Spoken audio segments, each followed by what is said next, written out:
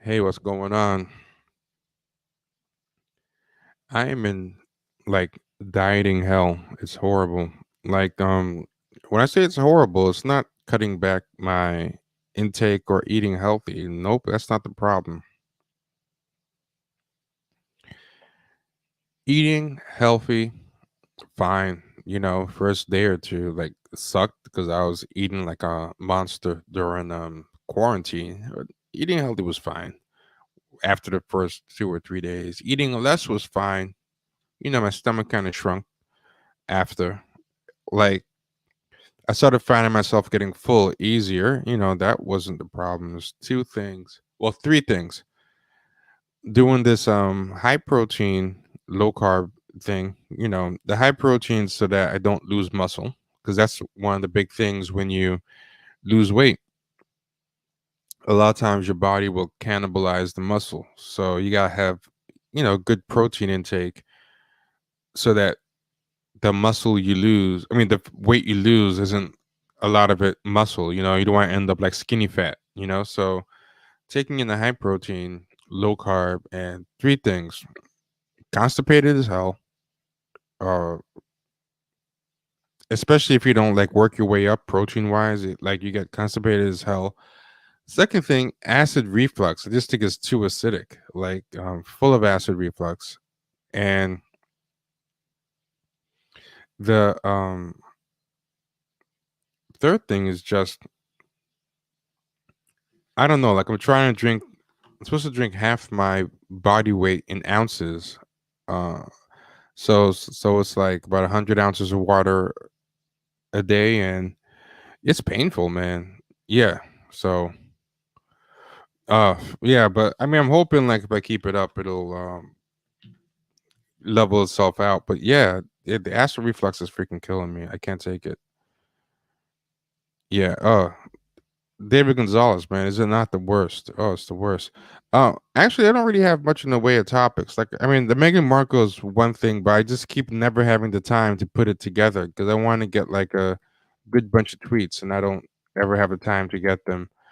I might do one thing though, in relation to that. Actually, instead of trying to make it perfect, I might just do one or two things here and there related to that. Uh, Side note, I'm watching Attack on Titan, really good. I actually made it. Okay, here's one thing.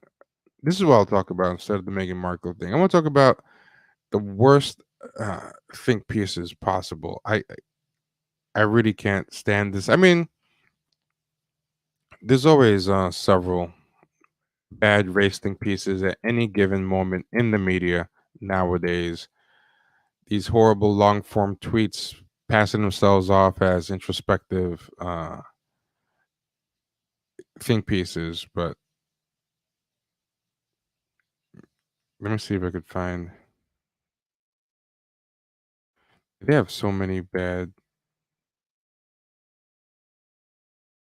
things, but there was. Here we go.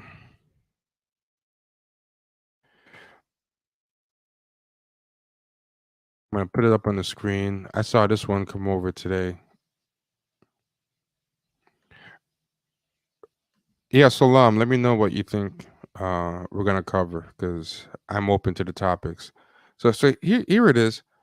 I'm black, but my biracial baby looks white. This is what we deal with, and there is a never-ending parade of these articles lately. Lately, there's a fixation with passing and being biracial that people just won't shut up about. There's like five movies and TV shows in the mix about this, a lot of news stories. But I mean, I just don't know why these people think this is such an interesting topic. Like these editors and the black people who write them, it's always like how the I saw another one how the Meghan Markle debacle is creating bad flashbacks for these five interracial couples, and it's just really kind of boring to me. But my husband is white and I am black. When we learned we were having a daughter, we quickly set goals for how we would raise her. She should be strong, happy. She should love books and reading, and I want her to feel confident in herself and her natural hair. With these goals in mind, I think hair is the big thing. Not like living in a white supremacist society or like the hair. Okay, that's another thing with these people too. Very big hair fixation. With these goals in mind, I waddled my pregnant self through Barnes and Noble on one of our frequent trips, excited to check out the brightly colored kids section. I was overjoyed to see several books on black hair. So I guess that's who buys them, those children books on black hair, left and right. Books that would have been useful to me, black characters sporting afro, puffs, locks, and box braids. We added these books into our baby's rapidly growing library. I felt confident that my child wouldn't struggle with the same issues that I did. In the weeks leading up to the arrival, I followed several mixed race families on social media, trying to learn how they dealt with raising their families. Sometimes I look at pictures of mixed babies and try to envision what my daughter would look like. Okay. For all my daydreaming of my child, there was one constant. I knew she would be brown skinned like me. It would obviously be lighter, but she and I would be brown. Melanin is a stronger gene, or so I thought. That doesn't. I love Frances Cress Wilson, but that's one of the things that she says that's a myth about, melanin being like a dominant gene and white being recessive. It doesn't really work that way. I mean, like it doesn't knock out whiteness. You just get something in the middle most of the time, or one can predominate over the other. But that's, I feel like that's a I feel like that's a taking of the one drop rule and then trying to make it literally genetic. Like black is dominant psychologically as far as like the one drop rule, where if you have like one drop of blackness, it dominates over everything else. But it's not literally, as far as I know, a dominant gene. Like it doesn't totally knock out. But anyway, after Luna was born, I told myself she would likely darken with time. Most black people I knew had some shift in their skin tone as babies, but as the weeks and then months passed, that didn't happen.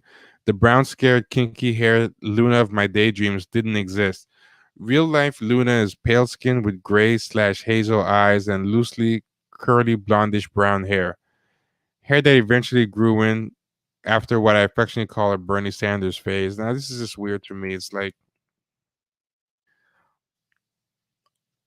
why did you this is what her mother said, which I thought was interesting point. If you wanted a black baby, you should have married a black man. And but she's like, says, I feel other than my own house, a feeling I had fought my whole life. And I don't know, like, what do you guys think about this? This is Someone said it sounds like woke sword or race signs. Oh yeah, Brooklyn Dad is this topic is gonna come up eventually. Why they keep writing this lame stuff? Yeah, I mean, I don't know. It's just like it's not interesting. And even if it was interesting, it's been covered like 20 times. I don't need to read. You're not adding anything new to the conversation. Um, but then this is the part I can't stand. Growing up, I struggled to feel comfortable in my own skin. In a family of headstrong, assertive black women, I wasn't any of that. I was always quiet and sensitive, content to hide away with a book or lock away in my bedroom with a Sailor Moon marathon. At times, I looked at my blackness as something I wanted to outrun. I thought if I were anything other than black, people wouldn't make fun of me for liking anime or loving rock music. But then I thought I didn't fit in because I wasn't white. Back then, I thought I didn't fit in because I wasn't white. It wasn't until college, when a professor commented that I should embrace my own culture, that I was able to open my eyes to a lifetime of consciously and unconsciously equating blackness with badness. It was quote unquote weird. I was quote unquote different, but I still was and always would be black. I came, I opened myself to loving my race, loving my identity, loving a massive part of me. I thought I had laid that internal struggle to bed until I gave birth to Luna. And why? I don't understand what she thought. I mean, it just sounds weird, but I'm like, why is that so? Like,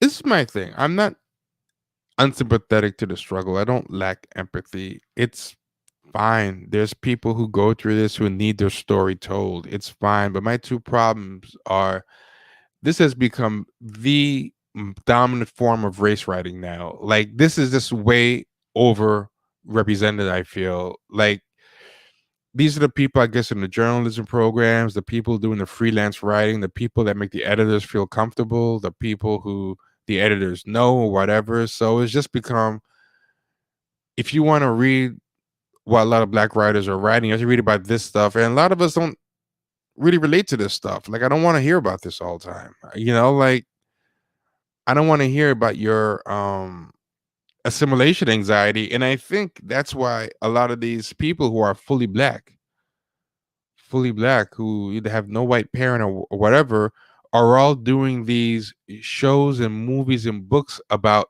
passing. That's like a huge thing now about biracial, about passing, about Meghan Markle. And I think one of the reasons is they view it as a literal version of something they empathize with about, anxiety. Like they want to culturally pass. They know they can't literally racially pass, but there's this kind of idea where they want to culturally pass in terms of their personality, whatever. I want to be um they want to be culturally ambiguous, and I think they get into all this passing dialogue and all this passing obsession because it's a very literal externalization of their internal dilemma. And I think it also kind of fascinates them in the fact that if somebody who even looks white can't get accepted, then despite having the culture and the looks, what does that mean for someone like me who whatever? But I mean, it's some. My one thing is it's derivative. It's just too many of these people, too many of these stories. And the second thing is, um, there's never any interesting insight. It's always the same thing. I came to my blackness late. Then I learned to love my blackness. I learned to love my locks and my hair. And I learned to start reading Ta-Nehisi Coates. And I read intersectionality. And, 2 years in of this crash course of blackness, now I'm blackety black. And I listen to black excellence music. And I watch Issa Rae's shows. And it's like a template. Like, show me something. Give me some kind of Franz Fanon-ish analysis. Like, go deep. Tell me something that I'm like, wow, I didn't learn before. Not this cookie cutter, like, just the optics bullshit. It's so boring. Yeah. And also, yeah, you're right. It exploits their kids. It's just like they really be exploiting their kids for They use the kids for content. Yeah. Special snowflakes ism. Yeah, it's funny about talking shit about black men. I mean, she does kind of mention that. Yeah, she goes, we live in a mid-sized liberal dot of a city in a mitten state that's not Detroit. Interracial relationships are common, but a black woman with a white man less so. And I feel like what you're trying to say there is that black men have the privilege, quote unquote privilege, to date white people and not have it be a problem. But for a black woman, that's the last frontier of interracial dating. As if because that's one thing a lot of people with these exploding fantasies have is this idea that everybody, even like white society, is just overjoyed at black men being with white women, but it's just that they're getting a bum rap or getting gate kept out of, I guess, this promised land of a white partner or whatever. But so I thought that was a weird comment. Interracial relationships are common, but a black woman with a white man less so. I thought that was weird that she just tried to make it seem like it's particularly being a black woman that's her problem here, and that black men society is fine or that is common to see them in her city. But whatever. Funny looks and snide comments can be a dime a dozen, but they become something you ignore. I had to talk my husband down the first time we got an insulting comment from a black man. Together we learned to laugh about it. So like, okay, what does that mean? You said comments could be a dime a dozen, but you have to talk your husband down when he got one from a black man. Are you trying to say that all the diamond dozen comments were from black men, or that you got a bunch of dime a dozen racist comments, but it was the one from a black man that you had to talk your husband down from? Like what was the significance of it being a black man? That was just something that I found kind of uh bizarre. That was yeah. She thinks she's so unique for being able to discuss. These were a lot of people. Someone said this on Twitter, and it's true. They said, "Hey, Blurs, it wasn't like an anime that made you weird. It was you trying to reenact the special attacks, in the schoolyard. That's what it was, you know what I mean? Yeah, yeah. So that was weird, right? And the effortless ability to brush off raised eyebrows evaporated after I gave birth. The hyper awareness of being out with my own child turned anxiety in my chest. Double takes and lingering stares became commonplace. Honestly, I'm not sure if this is true. Maybe, I don't know. But to me, what I think the problem would be is that they would think you're the child's nanny. So what I would think isn't that you would get all these double takes and looks. I just think they would not look twice, but what would happen is they would think you were the child's nanny, which is his own problem and it's insulting too, and is racist. It's not cool. I'm not saying it's cool, but like to me, I think the weirder thing would be to see a black man with a white passing child. That would be, I think, like, okay, what's going on there? But whatever. Okay. I caught myself saying, "Mommy loves you," with extra emphasis on mommy. I am Luna's mommy, and I wanted random people to know she grew inside of me, even if she didn't look it. And the other thing is, she has a picture of the baby, and also a onesie that says, "A black woman created this." And I'm like, oh, that's just kind of weird. Like she has this weird, um, kind of fetishization type of thing going on with her own baby. It's just really bizarre. Yeah. So anyway. During my pregnancy, I read articles and first person accounts of people accusing parents of kidnapping their mixed race kids. Like, I don't know. I feel like this is not for her. Like, if she has this much anxiety about it, like, I don't know if this type of relationship is for her. But these stories haunted me. She's gonna drive her husband crazy. I got a feeling. I openly expressed those thoughts to my husband, who did his best to reassure me. When we would go out together, I used his whiteness as a shield. What does that mean? Like, I don't know. In my mind, he protected us from these things. So, I mean, that's weird. Are you saying that you got with the white guy to protect you from your fears of dealing with the world as a black person? And, you know, could you picture if a black guy wrote an article that said any of this? First off, it would get approved, but can you imagine what he would be kind of talked like? Like, um, I wanted a black daughter, but she came out, or black son, she came out, they came out white, and woe, looking white, and woe is me. And I got with this white woman to protect me from to get a shield. Like there'll be weakest link talk, like left and right. It's just the lack of self awareness here is just so weird. And I think these people's editors aren't doing them a favor. Like I know they're grown people; they don't need people to protect them, but they're just letting these people attach their name to this train wreck stuff. And I don't think it makes a publication look great to have this kind of nonsense fluff in there. But like again, I just don't think this is a particularly interesting story. Like because it doesn't go anywhere. Luna, however, is unfazed. He goes, um, my mom took Luna and me grocery shopping one day. As we were masking up and getting Luna in the shopping cart, an older white man kept staring at us. I mentioned his gawking to my mom, who had first brushed it off. In the store, as we walked the aisles to find what I needed for my first attempt at white chicken chili, the same white guy kept staring at us. Anytime we were in the aisle near him, he kept an eye on us. My mother wanted to yell at him, but I talked her down. This was our reality, and that fact made my heart ache. So yeah, I don't know what the point of isolating the black guy before was, because now she mentions a white guy. So that was interesting. Luna, however, is unfazed by these things. Yeah, she's a baby. She looks at the world with the bright optimism that only a baby can.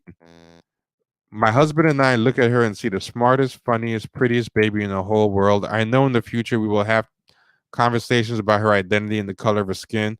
We will tackle these issues head on, telling her she is both black and white. She can be both, and that is nothing to be ashamed of. What if she just wants to be white, though? That'd be interesting. See, there's a lot of chances here for an interesting article that can at least be something different, but it's just so mired in banal platitudes and it's just here to get a check. It never goes there. Like, what if because she can pass white for white, what if she says, hey, yeah, I know I can be both, but can I be one? What if I just want to be white? You know, that would be an interesting story. What if my daughter decides she wants to pass and just be white?